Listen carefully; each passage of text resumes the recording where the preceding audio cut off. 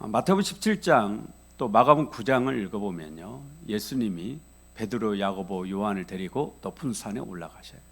그때 9명의 제자는 산 아래에 있습니다. 근데 이 산 아래에 있는 9명의 제자에게 한 아버지가 귀신 들린 아들을 데리고 와서 귀신을 쫓아달라고 그럽니다. 아무리 귀신을 쫓으려 하고 별 방법을 다해도 귀신이 나가질 않아요. 그런데 예수님이 내려오시자마자 귀신을 쫓아내시고 그 아이를 깨끗하게 치료해 주신 줄로 믿습니다. 예수님의 제자들이 그전에는 귀신을 쫓아본 경험이 있는 제자들인데 이번에는 귀신이 안 나가는 거예요. 그래서 예수님 제자들이 다 사람들이 떠나고 났을 때 예수님께 조용히 묻습니다. 주님, 왜 우리는 귀신을 못 쫓아냈습니까? 그때 예수님께서 기도와 금식 외에는 이런 종류가 나갈 수 없느니라. 이런 종류, 이런 악한 귀신은 오직 기도하고 금식하는 사람만이 쫓아낼 수 있다. 그런 말씀이죠. 금식 기도를 통해서 여러분의 문제가 해결되기를 원합니다. 3일 동안 금식하는 것이 어려운 분은 하루 금식, 또 하루도 좀 나는 건강상 어렵다 그러신 분들은 하루에 한 끼씩 금식하는 그런 금식도 좋고요. 그것도 나는 나이도 많고 건강상 어렵다 이러신 분들은 고기를 드시지 않는 절식 기도가 있습니다. 그런 기도도 좋습니다. 3월 29일이 성금요일이에요. 예수님 십자가에 못 박히신 날이죠. 예수님 십자가에 못 박히신 날인데 이 날은 꼭 점심을 우리 온 교인이 금식하시길 바랍니다. 예수님은 십자가에 달려서 정말 그 고통을 누구 때문에 못 박히신 거예요? 나 때문에 못 박히신 거예요. 그 고통을 다 당하시는데 나는 입에다가 꾸역꾸역 밥을 몰아 넣는 것이 어찌 보면 안 맞잖아요. 그래서 성금요일 날은 점심은 반드시 금식에 참여해 주시기를 부탁을 드립니다. 날짜가 조금 남았지만 미리 기도하면서 마음의 준비를 하시라고 말씀을 드리는 겁니다. 3월 25일 월요일부터 30일까지 일주일 동안 고난주간입니다. 고난주간에 월요일부터 토요일까지 고난주간 특별 새벽기도회로 모입니다. 금년에 빠지지 마시고 꼭 6일 동안 참석을 하시길 바랍니다. 제가 신문 광고를 보니까 광주에 있는 어느 교회는 사순절 동안 40일 동안 특별 새벽기도 하고 계시대요. 지금도 그렇게 열심인 교회가 있다는 사실에 제가 놀랐습니다. 우리가 그렇게는 못할지라도 6일은 꼭 여러분이 해내시길 바랍니다. 교회가 거리가 먼 분들은 가까운 교회로 가셔서 하십시오.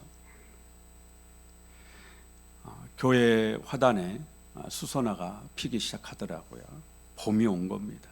해마다 맞이하는 봄이지만 봄은 항상 가슴을 설레게 하고 희망의 계절이고 소망의 계절입니다. 세상 사람들은 희망이라고 말하고 우리 믿는 크리스찬들은 소망이라고 말합니다. 희망은 세상의 언어이고 소망은 믿음의 언어예요. 제가 지어낸 것이 아니고 실제로 그렇습니다. 뜻이 희망은 이루어지기를 간절히 바라는 마음이고요. 소망은 이미 이루어진 줄 믿고 바라는 마음입니다. 겨울바람이 아무리 매서울지라도 반드시 뭐는 와요? 봄이 온다. 하나님이 인생의 사계절을 통해서 저와 여러분에게 메시지, 말씀을 하시는 겁니다. 너의 인생이 아무리 매서운 눈보라 몰아치는 폭풍 몰아치는 그 겨울일지라도 반드시 뭐는 온다고요? 봄은 온다. 봄이 옵니다. 포기하지 않고 절망하지 않고 참고 인내하고 기다리면 반드시 소망의 봄이 오는 줄로 믿습니다. 제가 이 설교 준비를 하다가 과거에 했던 설교를 찾아보니까 2006년도 개척할 때 그때 설교가 있어서 제가 읽어봤어요. 그랬더니 그 설교에 뭐라고 한 줄 알아요?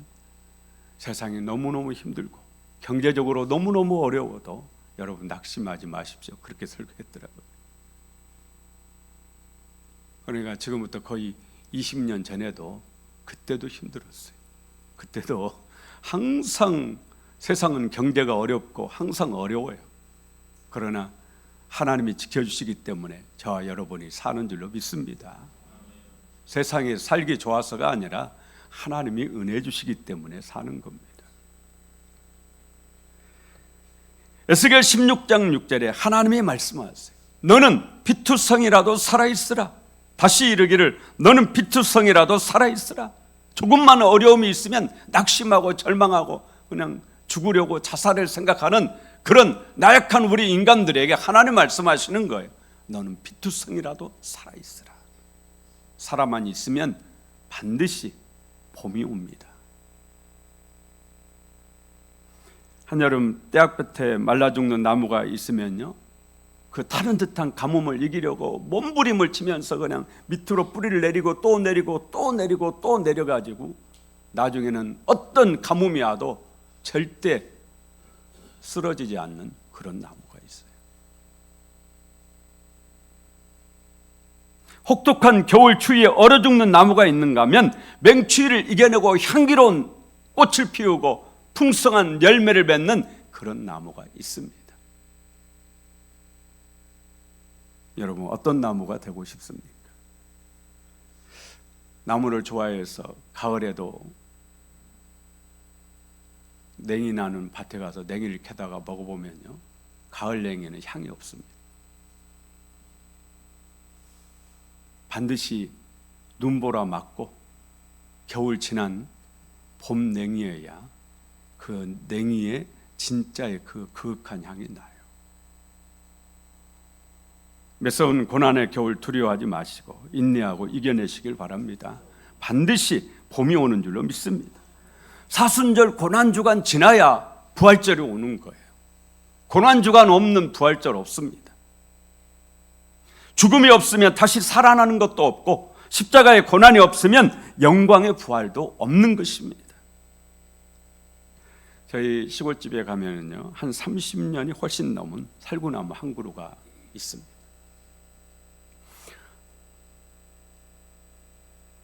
한 20년 전부터 가지가 휘어질 정도로 맛있는 살구가 열려서 동네 사람들에게 정말 기쁨과 입맛을 함께 주는 그런 나무가 되었어요. 그런데 그 살구나무를 제가 심었습니다. 군대 가기 전에 며칠 동안 그 시골집에 어머니 집에 머물렀거든요. 그래서 어머니가 밭에 계셔서 어머니를 찾아갔는데 그 고추밭 그 고랑 사이에 살구나무가 씨가 떨어져 가지고 이게 조그만하게 정말 나무젓가락보다도 더 가늘었어요. 그거를 호미로 이렇게 파가지고 어머니가 저를 주시더라고요. 그래서 제가 그걸 가져다가 저희 시골집 마당이 거의 한 150평 정도 큽니다. 그 마당 한 기퉁에다가 이렇게 심었어요. 그랬더니 그 나무가 자라가지고 군대 갔다 오고 얼마 안 되니까 꽃이 피더니 나중에는 열매가 열렸습니다. 그리고 나서 언젠가 보니까 그 나무 밑에 살구나무가 또 씨가 떨어져서 또 나와 있어요. 꼭 새끼손가락보다 약간 더 작았던 것 같아요. 그 나무를 파다가 저희 여기 컨테이너 박스 옆에다가 심었어요. 예배 끝나고 한번 가서 봐보세요. 제법 크게 자랐습니다. 환경이 좀 잘 안 맞는지 딱 한 해 200개 열려가지고 따서 맛을 보고는 지금 살구 맛을 못 보고 있습니다. 그런데 저처럼 살구나무 그 땅에서 자란 것을 파가지고 심어보신 분이 계시면 아시겠지만 그 나무의 모종을 보면요, 씨가 달려 있습니다. 그 씨에서 뿌리도 나오고 나무도 나와요.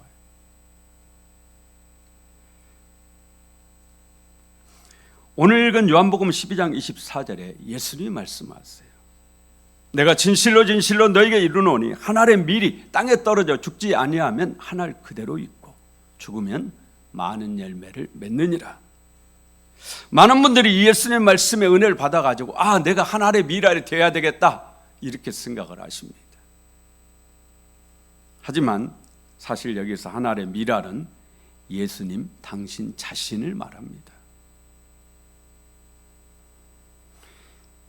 예수님의 이 말씀은 예수님 당신 자신이 십자가에서 하나님의 미랄이 되어서 죽으신다라는 그 의미를 말씀하고 있는 거예요. 하나님의 미랄은 예수님이고 그 미랄이 죽어서 많은 열매를 맺었는데 그 많은 열매가 바로 저와 여러분이에요. 내가 하나님의 미랄이 되는 것이 아니라 예수님이 하나님의 미랄이시고 저와 여러분은 주님이 십자가에 죽으셨기 때문에 하나님의 미랄로 죽으셨기 때문에 맺은 많은 열매예요. 예수님의 희생으로 저와 여러분이 새 생명을 얻은 줄로 믿습니다. 작은 살구씨의 희생으로 거대한 아름들이 살구나무가 자라서 셀 수 없이 많은 살구 열매가 맺듯이 하나님의 미랄로 예수님께서 희생하셔서 수천, 수만, 수억의 사람들이 새 생명을 얻은 겁니다. 천국 생명을 얻은 거예요. 그래서 저는 많은 분들이 십자가 하면 고난을 생각하는데 저는 십자가 하면 능력을 말합니다. 사도 바울도 십자가의 도가 하나님의 능력이라고 그래요. 고린도전서 1장 18절에 십자가의 도가 멸망하는 자들에게는 미련한 것이요 구원을 받는 우리에게는 하나님의 능력이라. 오늘 읽은 이사야 53장 말씀은 예수님의 십자가의 고난에 대한 말씀이 분명하죠. 이사야 선지자는 예수님 태어나기 700년 전의 사람인데 예수님이 십자가에 죽으시는 그 죽음에 대한 예언의 말씀을 그대로. 성경의 모든 예언자들이 놀랍습니다만 이사야는 정말 놀라운 예언자예요. 이사야는 남유다 왕국이 자기가 죽고 나서 한 150년 후에 바벨론에 멸망할 것을 하나님께서 하나님의 영으로 알려주셔서 알고 있었습니다. 그리고 바벨론 포로로 끌려간 그 유대인들이 바벨론에서 70년 동안 포로 생활을 한 후에 바벨론 포로에서 해방될 것도 알고 있었어요. 그리고 바벨론에서 포로로 살고 있는 이 유대인들을 누가 해방을 선포하는지에 대해서도 예언을 하고 있습니다. 그러니까 200년 후에 일어날 그 일을 예언하는데 당시에 페르시아의 고레스 왕이 해방을 선포할 것이라는 고레스라는 이름까지도 예언을 합니다. 고레스가 바벨론을 점령하고 바벨론 왕궁을 점령하고 왕이 앉았을 때 다니엘이 이사야 44장, 45장 이사야서를 가지고 와서 이 고레스 왕에게 보여줬다고 그러죠. 그러니까 성경의 이사야 말씀이 그 당시 실제로 있었던 거예요. 그래서 그 이사야서를 보여줬어요. 그런데 거기에 고레스가 보니까 자기 이름이 있는 거예요. 자기 이름, 고레스라는 이름이. 하나님께서 나의 목자라고 고레스를 말하거든요. 자기 이름이 있는 겁니다. 그러면서 그 고레스가 유대인들에게 해방을 선포한다라는 말씀이 있어요. 그래서 유대인들에게 해방을 선포했다. 성경학자들은 그렇게 말합니다. 오늘 그 이사야가 700년 후에 있을 예수님의 십자가의 고난을 정확하게 말씀하고 있습니다. 어떤 분은 이사야 53장 이 말씀을 읽으면서 예수님의 십자가의 고난을 생각하시는데 저는 그 십자가의 고난도 생각하지만 십자가의 은혜를 생각합니다. 4절을 보십시오. 그는 실로 우리의 질고를 지고 우리의 슬픔을 당하였거늘 우리는 생각하기를 그는 징벌을 받아 하나님께 맞으며 고난을 당한다 하였노라. 질고가 뭐냐? 질병으로 인해서 오는 괴로움을 질고라고 말합니다. 3절에 보면 그는 질고를 아는 자라. 우리가 질병 때문에 고통당하고 있는 그 마음, 그 심정을 예수님은 알고 계신다고 말해요. 그래서 예수님께서 우리의 질고를 지고 그 질병으로 인해서 당하는 그 고통, 괴로움을 짊어지고 우리의 슬픔을 당하셨다, 그렇게 말해요. 예수님께서 여러분이 져야 될 질고를 대신 지셨다고 말씀합니다. 예수님께서 여러분이 당할 슬픔을 대신 당하셨어요. 예수님께서 여러분이 맞아야 될 그 매를, 그 징벌을, 하나님께 맞아야 될 그 징벌 대신 맞으셨어요. 죄인인 내가 맞아야 될 매를 예수님이 대신 맞으신 겁니다. 원어를 보니까요, 맞으실 것이다가 아니라 맞으셨다고 되어 있어요. 이미 맞으셨다라는 거예요. 내가 맞아야 되는데, 내가 당해야 되는데, 내가 고통을 받아야 되는데 예수님이 이미 나를 대신해서 그 고통을 다 받으셨다. 내가 죗값을 치러야 되는데 이미 예수님이 그 죗값을 다 치르셨다라는 거예요. 할렐루야. 누가 나를 대신해서 감옥에 가주고, 누가 나를 대신해서 매를 맞아주고, 누가 나를 대신해서 죽어주고 그러겠어요. 그런데 예수님이 이미 그렇게 하셨다고 말씀합니다. 히브리어 원어를 보면 완료형으로 되어 있더라고요. 이미 주님이 여러분을 대신해서 여러분의 죗값을 대신 다 치르셨다. 완료형으로 되어 있어요. 치르실 것이다가 아니라 이미 치르셨다. 5절 함께 읽습니다. 그가 찔림은 우리의 허물 때문이요 그가 상함은 우리의 죄악 때문이라. 그가 징계를 받음으로 우리는 평화를 누리고 그가 채찍에 맞음으로 우리는 나음을 받았도다. 그가 누구예요? 예수님이에요. 예수님이 찔림은 우리의 허물 때문이에요. 예수님이 상함은 우리의 죄악 때문이라. 예수님이 징계를 받음으로 우리는 평화를 누리고 예수님이 채찍에 맞음으로 우리는 나음을 입었도다. 이 말씀이에요. 예수님이 십자가에 왜 못 박히셨어요? 왜 그 큰 못에 찔리셨습니까? 노마병사의 창에 왜 옆구리를 찔려야 하셨습니까?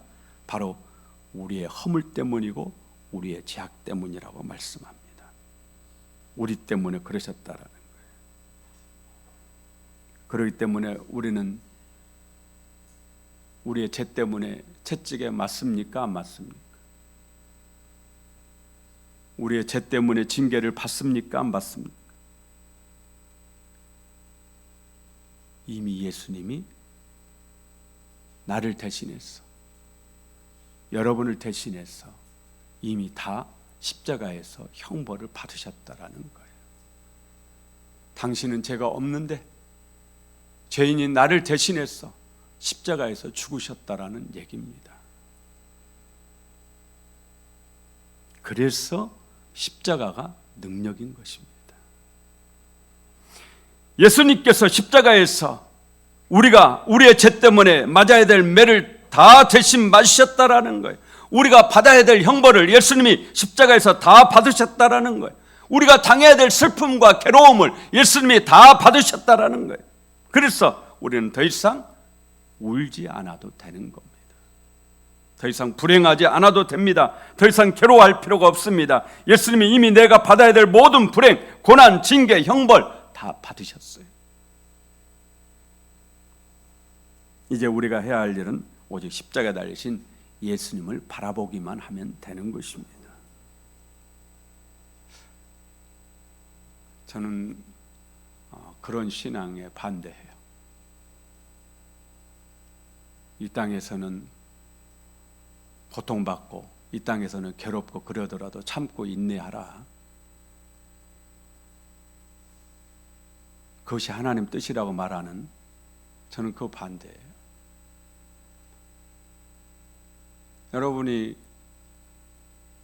여러분 자녀에게 바라는 게 뭐예요? 왜 이 고생하고 계십니까?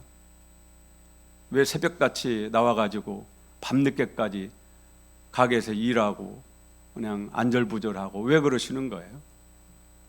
누구 때문에 그러시죠? 누구 때문에 그래요? 솔직히 자식 때문에 그러는 거죠. 자식 행복하라고. 하나님의 마음 저는 똑같다고 봅니다. 하나님은 여러분이 행복하길 원하시고 하나님은 여러분이 건강하길 원하세요. 질병이 하나님 뜻이라고 말하지 마시고 하나님께 기도하고 방법을 찾고 길을 찾으시고 하나님 주시는 건강을 누리면서 하나님께서 주시는 데까지 우리가 누리다가 가야죠. 우리가 해야 될 일은 예수님을 바라보는 겁니다. 예수님을 바라볼 때 내 마음의 위로를 받는 거죠. 예수님을 바라볼 때 그 십자가에서 능력이 나오는 거죠. 예수님을 바라보면 포기하지 않을 수 있어요. 절망하지 않을 수 있습니다. 어떤 수치도 어떤 조롱도 다 견뎌낼 수 있어요. 바라보면 바라볼수록 십자가에서 능력이, 예수님에게서 능력이 나오는 겁니다. 하늘의 미랄로 우리를 위해 죽으신 이 예수님을 마음에 품는 복된 사순절 되시길 예수 이름으로 축원합니다. 이 시간 다 눈을 감으시길 바랍니다. 예수님이 하늘의 미랄로 죽으셔서 저와 여러분을 살려주셨습니다. 이제 우리가 하늘의 미랄로 죽어질 차례죠. 가정에서, 직장에서, 교회에서.